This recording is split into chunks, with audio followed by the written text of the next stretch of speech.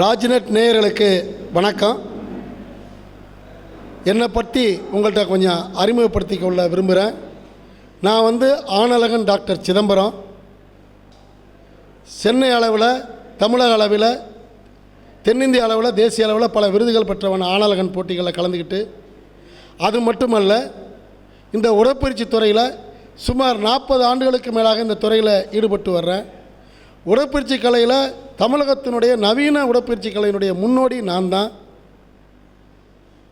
நான் பொருள் நோக்கம் இல்லாமல் ஒரு பொதுநல நோக்கோடு ஃபிட்னஸ் இந்தியா அமைப்பின் மூலம் எல்லோருக்கும் உடற்கல்வியை சொல்லித்தரேன்.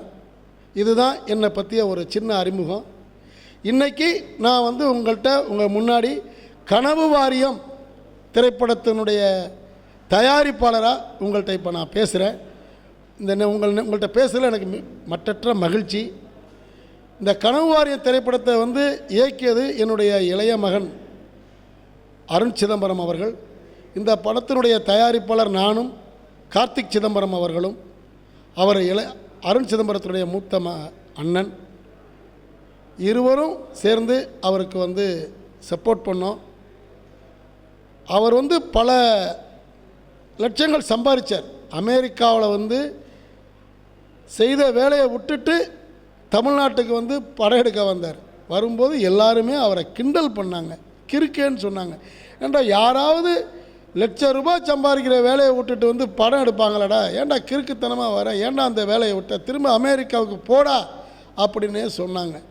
அப்போ அவர் சொன்னார், என்கிட்டே ஒரு வார்த்தை சொன்னார், கண்ணா இன்னொரு 2 வருஷம் கழித்து கூட படம் எடுக்கலாமே கண்ணா, கொஞ்சம் சம்பாரிச்சிட்டு ஒரு வீடை கட்டி எடுக்கலாமே படம் அப்படின்னு நான் சொன்னேன் அவர்கிட்ட. அதுக்கு அவர் சொன்னார், டாடி நீ சொன்னதுக்காக படின்னு நான் படித்தேன். மேல்நாட்டில் படித்தாதான் அதுக்கு மரியாதை என்ன, மேல்நாட்டிலையும் போய் உயர்கல்வியை படித்தேன், இப்போவாச்சும் என்னுடைய இஷ்டத்துக்கு என்னை விடு அப்படின்னு என்ன அவர் சொன்னார்.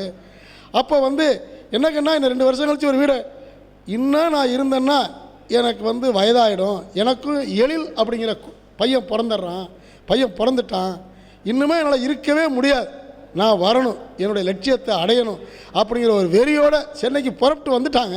குடும்பத்தோடு இங்கே வந்துட்டான்.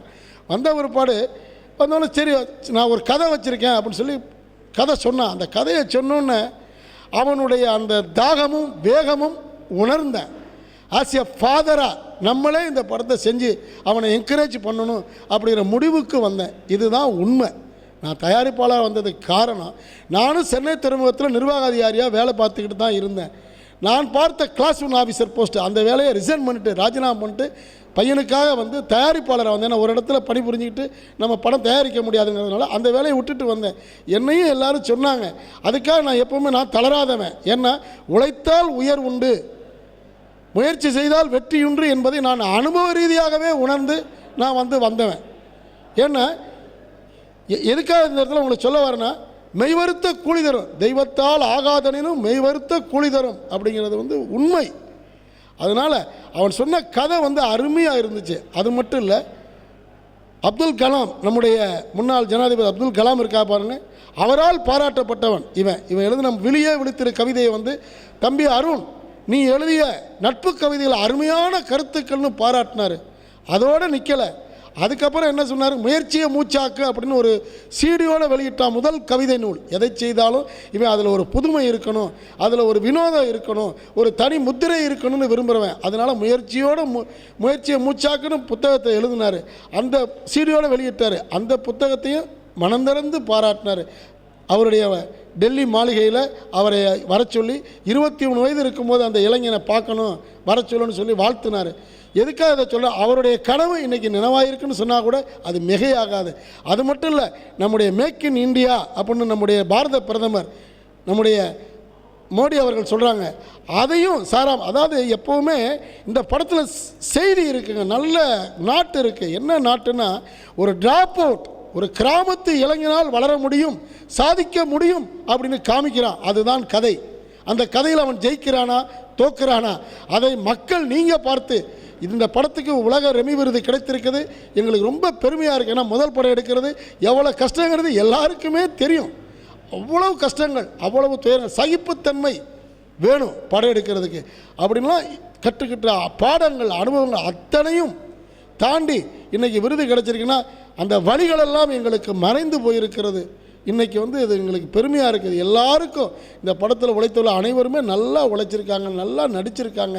இந்த படத்தில் வந்து இவரும் ஹீரோயின் மட்டும்தாங்க புதுசு, மற்ற ஆள் எல்லாருமே பழசு தாங்க.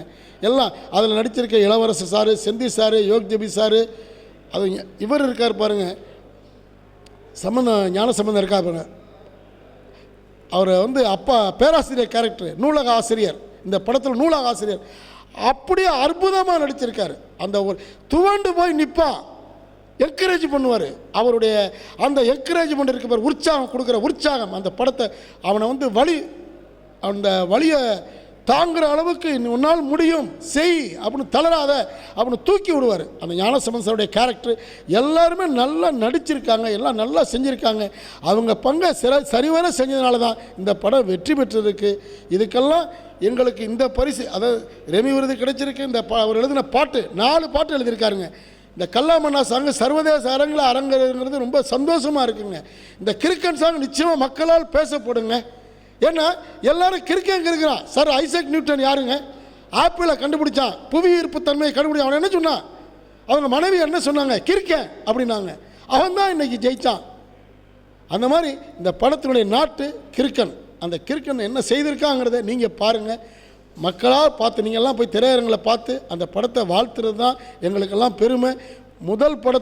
முதல் தமிழனுக்கு கிடைத்த இந்த ரெமி விருதை நீங்கள் அங்கீகாரம் பண்ணி நீங்கள் மக்கள் வந்து ஆதரவு தந்து இவனை வளர செய்யணும். அப்போ தான் இவனுக்கு பெருமை. இவன் பட்ட கஷ்டங்களுக்கு, இவன் பட்ட துயரங்களுக்கு நீங்கள் தருகின்ற ஆதரவு, மக்கள் தருகின்ற பரிசு தான் எங்களுக்கு மகத்தான பரிசுங்கிறத இந்த நேரத்தில் தாழ்மையோடு தெரிவித்துக்கொள்ள, அன்போடு தெரிவித்துக்கொள்ள கேட்டுக்கொள்கிறேன். ராஜ்நெட் டிவி நேயர்களுக்கு இந்த சந்தர்ப்பத்தில் உங்களை சந்தித்து இந்த நேரோடு பேசுவதற்கு வாய்ப்பு கொடுத்த உங்களுக்கும் என்னுடைய மனமார்ந்த நன்றியை தெரிவித்துக் கொள்கிறேன். நன்றி, வணக்கம். நான் அமெரிக்காவில் திரும்பி வரும்போது அழுதுட்டு தான் திரும்பி வந்து, அவங்க சொன்ன மாதிரி நான் அடிக்கடி தமிழ் சண்டை போட்டுட்டே இருப்போம். அவங்க இங்கே இல்லைங்கிறது ரொம்ப வருத்தமாக இருக்குது. டப் பண்ணும்போது தான் எனக்கு ஃபஸ்ட் டைம் எனக்கு ஸ்ட்ரைக் ஆச்சு, அவங்க இல்லை அப்படிங்கிறது.